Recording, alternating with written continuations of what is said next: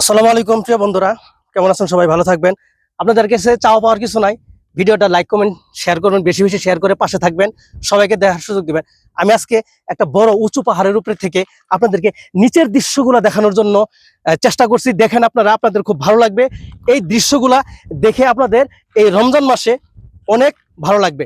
এই ভাইটাকে একটু সাপোর্ট দিয়ে পাশে থাকবেন, সবাই দোয়া করবেন আমাদের প্রবাসী ভাইদের জন্য।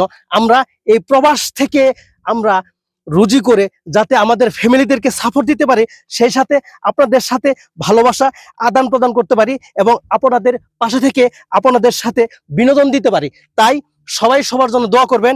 এবং আমরা প্রবাসীরা যে কত কষ্ট করি এর আপনারা জানেন।